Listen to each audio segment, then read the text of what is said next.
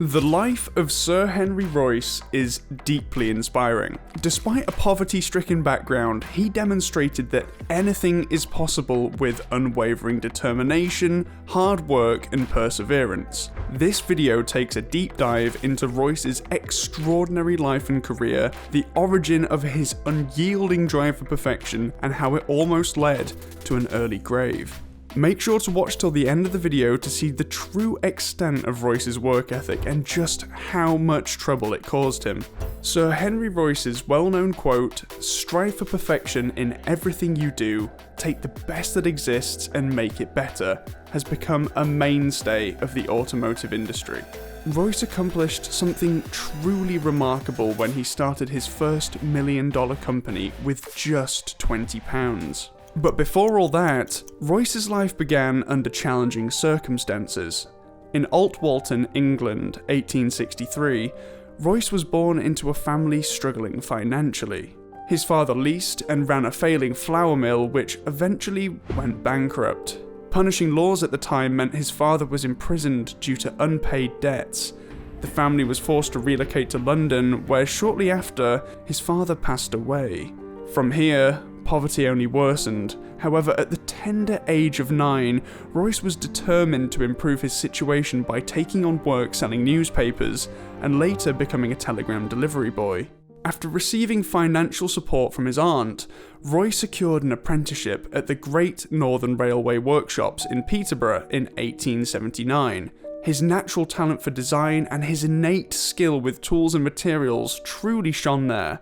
Even in the early stages of his apprenticeship, Royce's exceptional standard of work was evident, especially in his creation of 3 intricate miniature wheelbarrows which were made entirely out of brass. Unfortunately, his plans were cut short when his aunt could no longer afford the apprenticeship. However, he didn't let this setback discourage him. Instead, he turned his attention to the exciting and emerging field of electricity, which had no governing body at the time, meaning Royce could work without necessary qualifications. In 1881, it was clear how strong his passion for the subject was, as he attended evening classes in both English and mathematics while simultaneously working for the electric lighting and power generating company. His dedication paid off when he was sent to work as the first electrician in Liverpool, responsible for street and theatre lighting. Although circumstances beyond his control caused the Maxim Western Electric Company to go into receivership,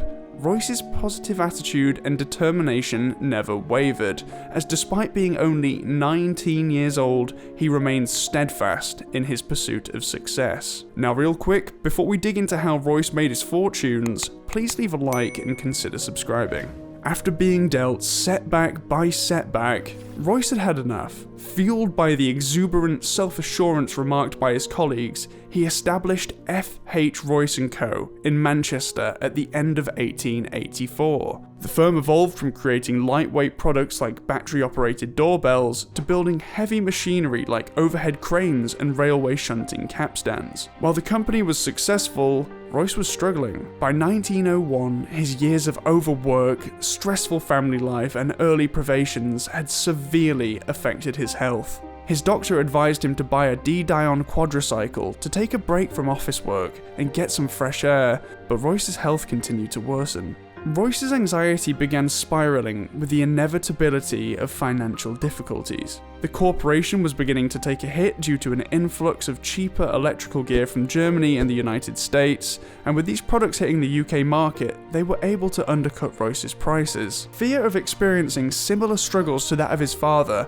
mixed with the straight refusal to lower his prices and compromise the caliber of his goods, Royce's health was at an all-time low. He was ultimately convinced to take a 10-week vacation to see his wife's relatives in South Africa, since complete recovery was imperative. On the long journey home, he read The Automobile, Its Construction and Management by Gerard Laverne. This book would revolutionize his life and eventually the entire world. Royce returned to England with significant improvements to his mental and physical health. He also brought back a deep fascination of cars, so much so he instantly bought a highly regarded 10 horsepower Decaville. Now, this would typically be considered a pretty bold and drastic move given his company's financial situation, but Royce saw the purchase as a calculated decision that would lead to the company's success. You see, Royce had no intent to drive the Decaville, but instead to cannibalize it to make his own superior vehicle. He famously said, "Take the best that exists and improve it." His unwavering belief in his new direction for the company and his meticulous attention to detail in design and manufacture set the production template he followed until his passing.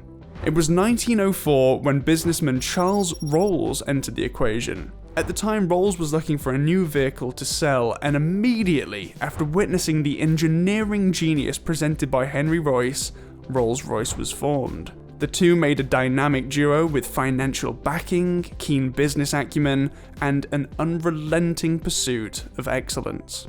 In 1906, 2 years after Rolls-Royce was founded, managing director Claude Johnson convinced Royce to adopt a one-model approach.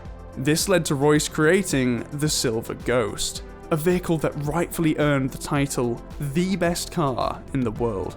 What's incredible is that long before scientific research could produce reliable data, the Silver Ghost's performance proved that Royce built the components with all the correct materials. He also discovered that the characteristics of fluid change with speed, so he added 3 jets to the Silver Ghost's carburetor that engaged at various throttle openings to prevent flat spots.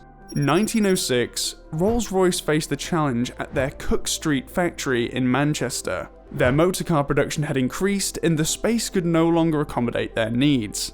Therefore, the company acquired a site on Nightingale Road in Derby to meet this challenge. Royce designed and oversaw the building of a brand new purpose-built factory. Despite the enormity of the task, he maintained his exacting standards, working tirelessly to ensure its success. Unfortunately, Royce's intense workload took a toll on his health. In 1911, he suffered his second severe health crisis. Rest was prescribed, and during the summer and autumn, he embarked on a road trip with Johnson, which extended to Egypt. On their return journey, they stopped in the south of France, and Royce fell in love with the charming hamlet of Le Canadel just outside Nice. Johnson, always supportive, bought a parcel of land and commissioned a new house for Royce and a smaller villa for visiting draftsmen and assistants. Despite his fragile health, Royce took an active interest in the building work.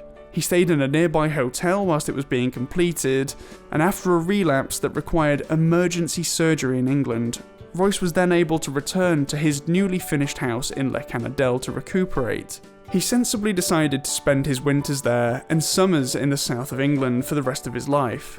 Although his health remained fragile, Royce continued to work tirelessly to maintain his high standards and ensure the success of Rolls-Royce. Elmstead, an 18th century home in the village of West Wittering on the Sussex coast, became his English residence in 1917, about 8 miles away from the current Rolls-Royce home at Goodwood. On some nearby land owned by Elmstead, Royce picked up his long-standing passion for fruit cultivation once more. He unavoidably took his pursuit of excellence to this endeavour as well, and he soon rose to prominence in various fields of agriculture and horticulture. Further evidence of his perfectionist temperament, which focused on his attention on even the tiniest behaviours of others, may be found in his home life at Elmstead. Any prospective cook, for instance, would only be hired if they knew how to boil potatoes in the right manner, much like the unhappy worker at the Cook Street factory, who was once reprimanded and instructed on how to wield a broom. Royce held himself and his team to a high standard, always striving to improve their work. His famous mantra, rub out, alter, improve, refine, was a testament to his unwavering commitments to constant development. This approach led to his most outstanding engineering achievements, including the Buzzard Aero engine and the Schneider Trophy-winning R engine. His legacy and ethos continue to inspire and inform the company that bears his name, even 160 years after his birth. It's a testament to his greatness that his designs, such as the V12 engine and the Phantom 3, continue to be celebrated and revered. Despite the poverty, inadequate health, and professional setbacks in his life, Royce has left an indelible mark on the world of engineering, and his contributions will never be forgotten. Now before you go, be sure to check out my other videos and subscribe to the channel. Thank you so much for watching.